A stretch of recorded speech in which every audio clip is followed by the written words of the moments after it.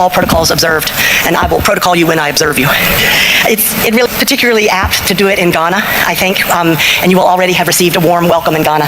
I swore in 20 Peace Corps volunteers on Friday, and they spoke then about Ghana's tolerance, religious tolerance, and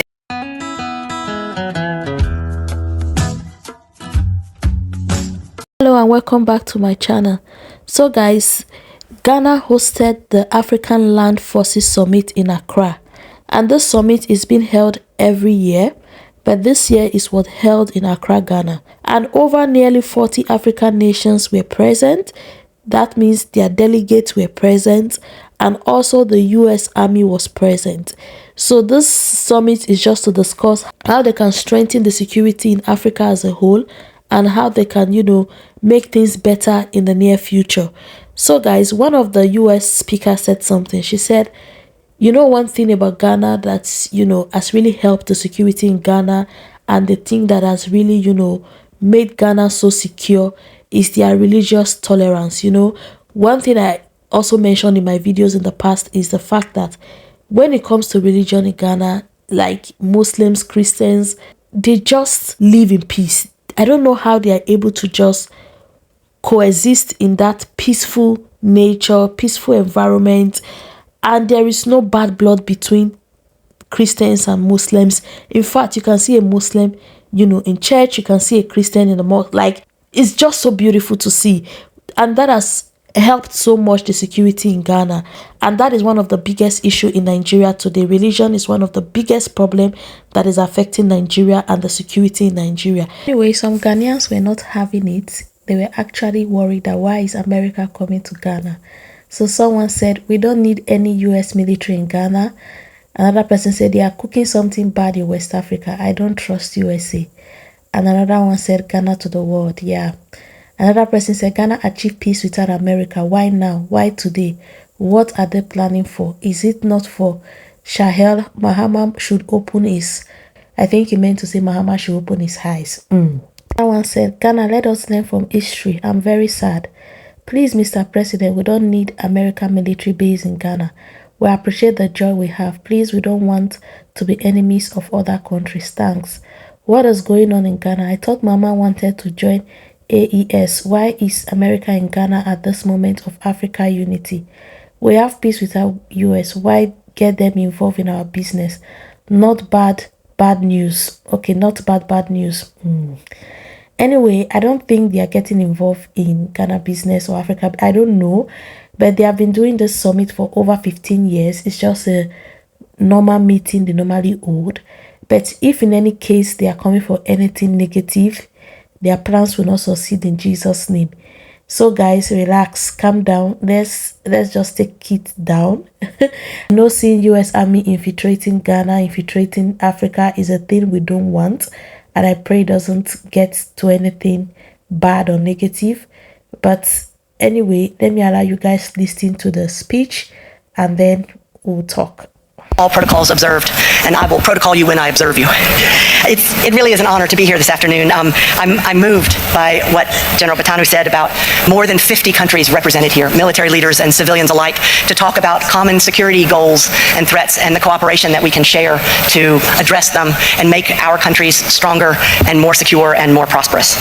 It's particularly apt to do it in Ghana, I think, and you will already have received a warm welcome in Ghana.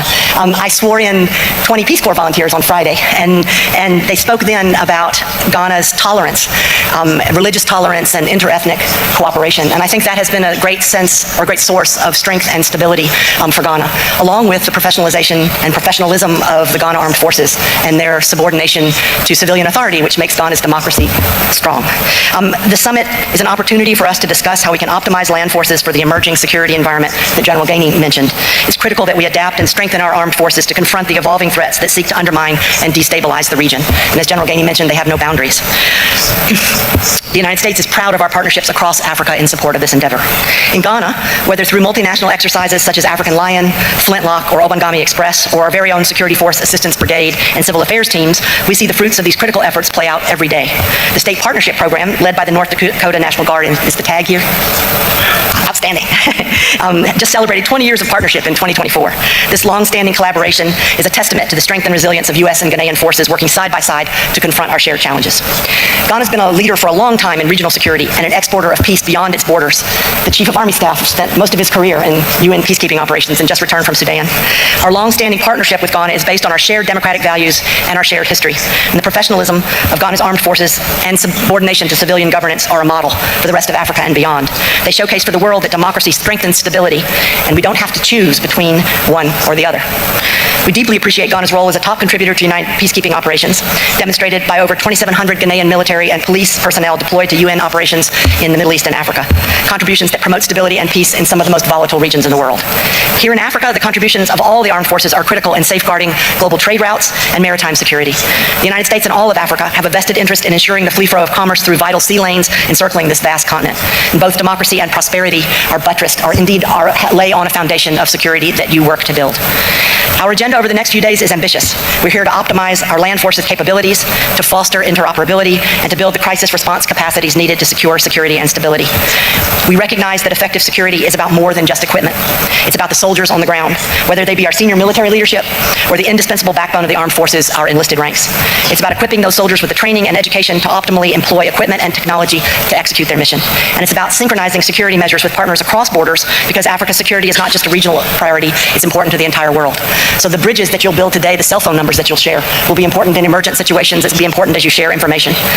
Our collaboration here in Accra this week is an opportunity to strengthen the ties that bind us across this vast terrain and to reinforce our collective resolve to address security threats head on. This is vital for ensuring peace as well as prosperity for our nations and the African continent. So I wish you fruitful discussions, and I say with deepest respect, thank you for all you do for the security and prosperity of our nations and the globe. Thank you. Well, Minister, Ambassador Palmer, the Ghana Armed Forces Military High Command, allies, partners, and distinguished guests, it is an absolute honor to welcome each of you to the 2025 African Land Forces Summit. For over 15 years, the African Land Forces Summit has been vital for the collaboration and dialogue among the African military leaders and the international partners and allies. I want to convey my deepest appreciation to the government of Ghana and the Ghana Armed Forces.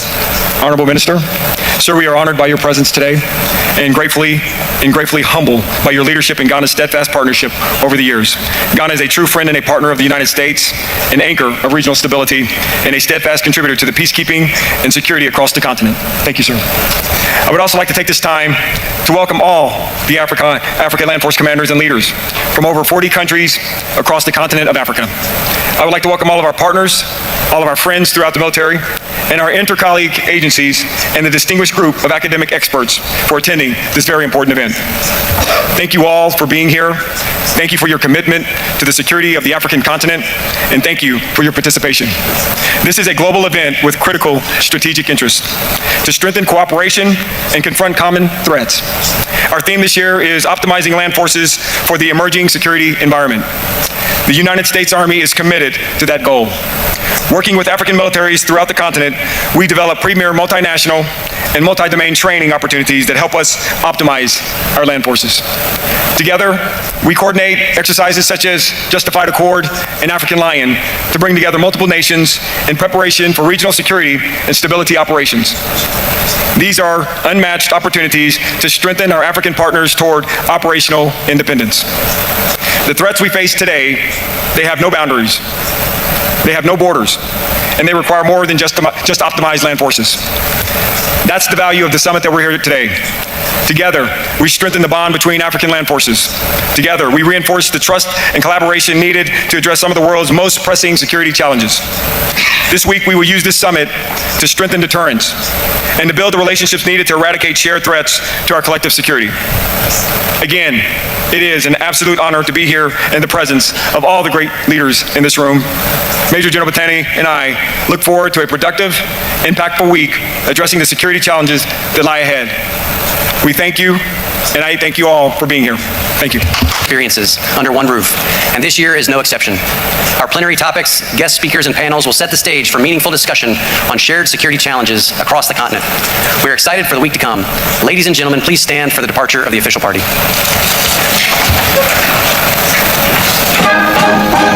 That was the meeting. That was all what the speaker said. And yeah, as I said before, I hope they are not coming for any negative intention. I pray that we are not going to have any bad news or negative effect from these meetings and, you know, everything that they are planning. Yeah. Anyway, guys, that's the gist, that's the news. If you've watched to this point, thank you very much. And please do not forget to like the video, share the video, and subscribe. See you guys in the next one. Bye.